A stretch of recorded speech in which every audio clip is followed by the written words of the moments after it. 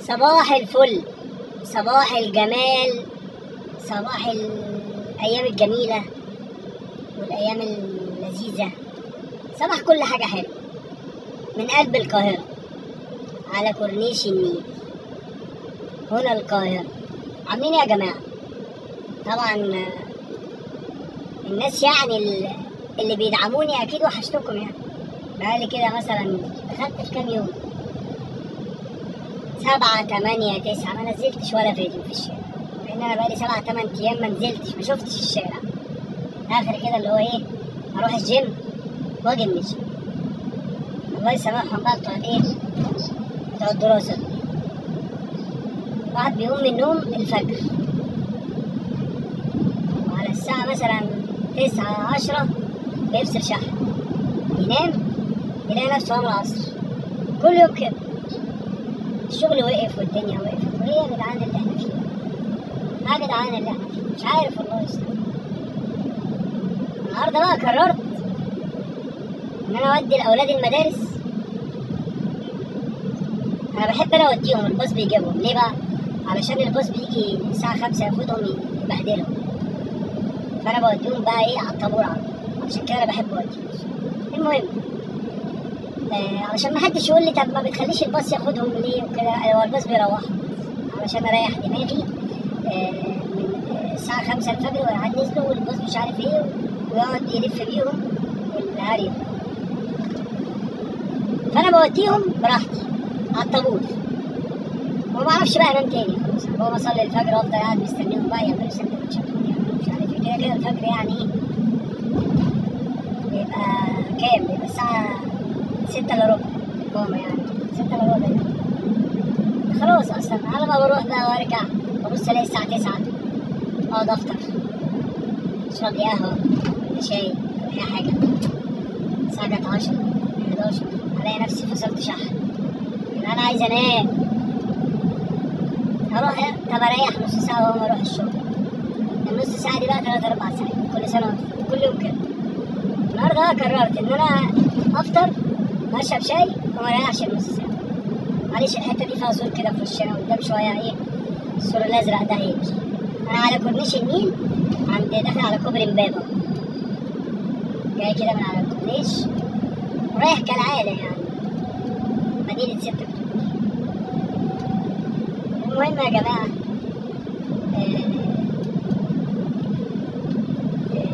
يعني عايز اغير المحتوى بتاعي. خلاص بقى عمال اجيبها كده هي كده. الفيديوهات عندي 100 مشاهدة 200 مشاهدة. اكبر فيديو عندي معرفش 5000 مشاهدة ولا ايه. والموضوع بقى ايه، بقى دمه تقيل وانا مش عارف بصراحة ادي في المحتوى ده اكتر من كده. ليه؟ لان انا مش عارف اظهر، مش عارف اتكلم بصوتي الطبيعي. فلازم بقى ايه اغير المحتوى. يا اما جمد قلب، احنا عند ممشى اهل مصر، يا اما جمد قلب بقى واطلع بقى ايه بصوتي الطبيعي، واطلع بقى بوشي ونقعد بقى نتكلم مع بعض واللي يحصل يحصل. ايه رايكم في الموضوع؟ انا عايز نقاش في الموضوع. هو انا بقعد اتفرج دايما بلاقي القنوات اللي هي اللي الناس صحابها ظاهرين دي بتبقى ضرب عالي. هي اعتقد القناة بتاعت شوارع مصر دي او مش عارف شوارعنا، في واحدة فيهم صاحبها ما بيظهرش بس مثبت ابن الذين التليفون قدام كده في الوش، وهو بقى عامل محتوى تعليمي. يقعد بقى بيتكلم عن الشوارع بقى، يقول لك ايه والشارع ده اللي عمله مش عارف ايه وسميه باسم كذا علشان خاطر الشخص ده مثلا كان عمل كذا وكان حارب في كذا وكان عمل ثورة كذا. بيقعد يتكلم يعني محتوى تعليمي شوية. انما انا عايز اعمل محتوى ترفيهي، يعني عايز اعمل محتوى كده ايه ممتع.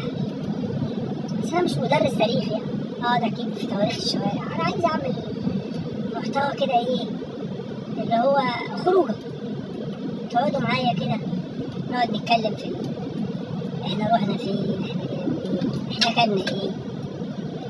كورنيش النيل شكله حلو وجميل. فمش عارف اعمل. نتكلم على صبحي كابر، وعلى المطعم بتاعه اللي انا كنت بحبه والله. بس اول ما فتح بصراحه، يعني اول ما فتح انا عايز اقول لكم ان انا قعدت مثلا يعني شهرين 3 كده كل يوم اتغدى عنده.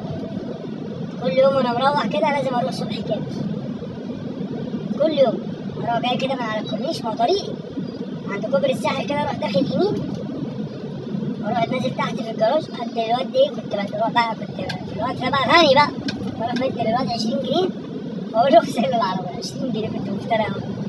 واروح طالع فوق بقى، ادخل بقى يوم ملوخية، يوم كوارع، يوم مش عارف وروقان بقى، لدرجة ان الراجل اللي هو المدير اللي هناك بتاع الصالة، ما في بقى كذا صالة كده، الصالة اللي فوق دي كان مصاحبه، تخش اسلم عليه عارف طالب وعارف مكاني، يا باشا اتفضل. كنت بقى كل واحد من صحابي احبه اقول له تعالى اوديك مكان جامد، واروح واخده من فوقه واروح موديني يجي يتغدى بقى. بس كان الغدا بايه يعني؟ انا مثلا لما كنت بروح لوحدي بقعد اتغدى واشبع واظبط. اول ما فتح يعني كنت ممكن اصرف لي مثلا 200 300 جنيه. دلوقتي ما يجيبوش سندوتشات في المطعم. الدنيا كانت حلوه. بعد كده قعدت فتره ما روحتش صبحي كابر ده. جه في دماغي كده قلت اروح. رحت طبعا في الغلاء لقيت الحاجات ضربت، ويا ريت بقى الحاجات بقت غاليه ونفس الطعم. الحاجات بقت غاليه ومش نفس الطعم. الكورنيش شكله، النيل شكله فظيع يا جماعه، شكله معرفش الفيديو قفل وفتح تاني. المهم الكورنيش شكله جامد من هنا. المهم يا جماعة بقى الأكل كان طعمه حلو وكان سعره حلو. اليوم ده بقى أكلت الأكل طعمه وحش وسعره غالي. يعني أنا فاكر كنت بجيب الموزة دي، الموزة دي أول ما صبحي كامل فتح كانت ب50 جنيه. ليها رمانة كده، معرفش رمانة خروف ولا رمانة ديكور، هو رموزة كده كبيرة. كنت بجيبها ب50 جنيه أول ما فتح. أول ما فتح ده من زمان. رحت تاني لقيتها ب150 جنيه. الكلام ده برضه من سنين، مش معرفش دلوقتي بكام، هبل في جنيه.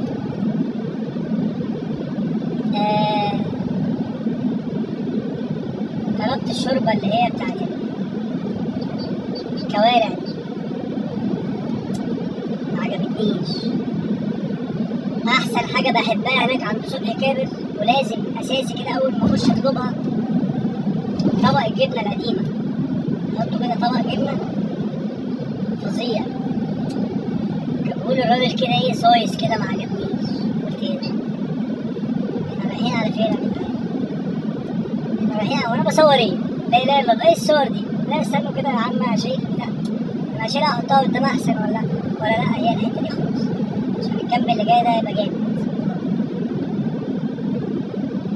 بس انا مش باصص اصلا على الكاميرا، انا بتكلم وباصص قدامي.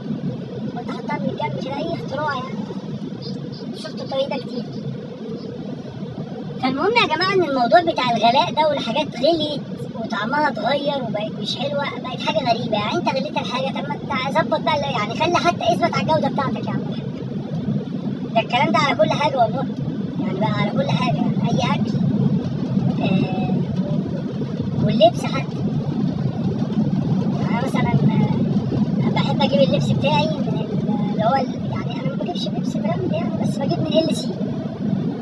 هو انا خلاص بقى الراجل المحل ده يا جماعه من زمان قوي ليا ولعيالي.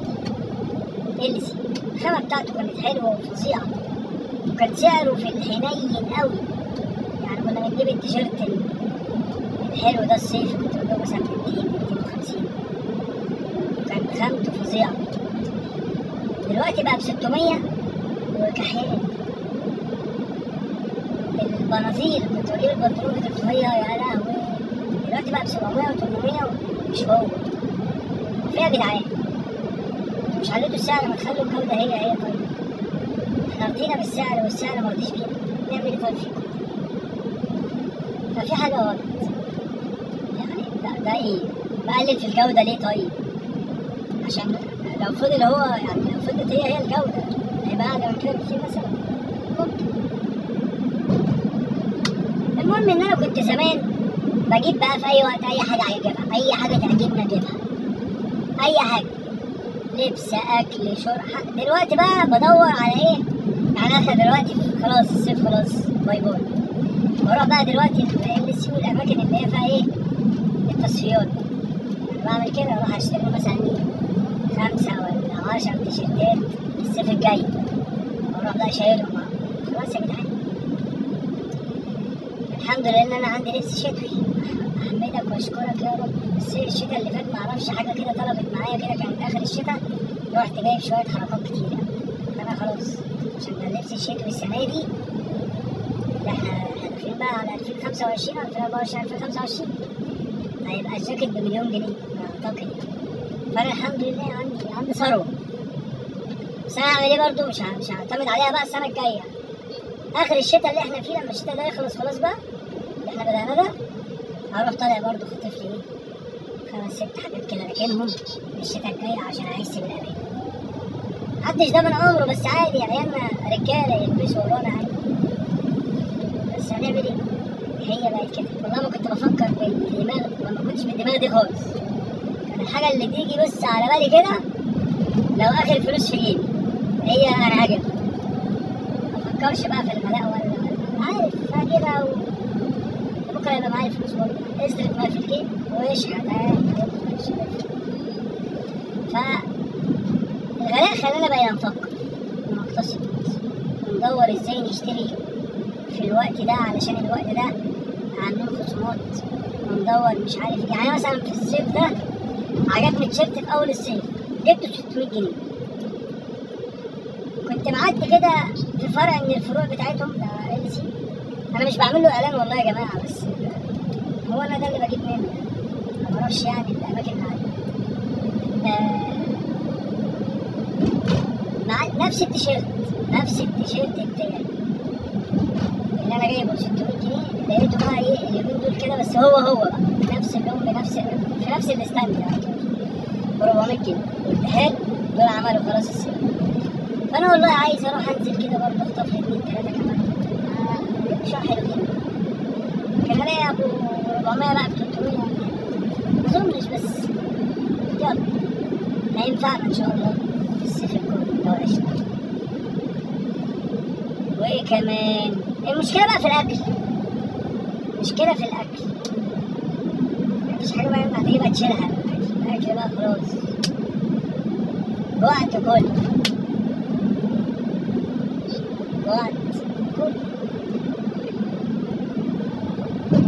وانا بتكلم فيه مش لاقي حاجه اتكلم فيه. ما هو ده بقى هدفي، ان انا بقى اصلا ابقى مش محضر ومش عارف انا بتكلم فيه اصلا. انت قاعد جنبي، عارفين انتوا شغل الحلاقين اللي هو اصلا انت بتقعد قدامه، بس الحلاق بيلعب في حته معينه. يعني هو برضه الحلاق بيبقى مستهدف منطقه معينه، انا ببقى مش عارف استهدف فيكوا ايه. اتكلم في اي حاجه، اتكلم عن النيل، اتكلم عن المدارس، اتكلم عن الاكل، اتكلم عن المطاعم، اتكلم عن الغلاء. دخلت 100 حاجه ببعض في الجوله دي بس. انما الحلاق بيبقى مسنطر على الغلاء. تصدق حلو، الحلاق مسنطر على الغلاء، لايقه على بعض، عشان لما تقوم تعلي الفيزيتا شويه. هو كده النبي لو علتها كل يوم، يعني انا كل ما ازوده عشان يسكت بيزيد.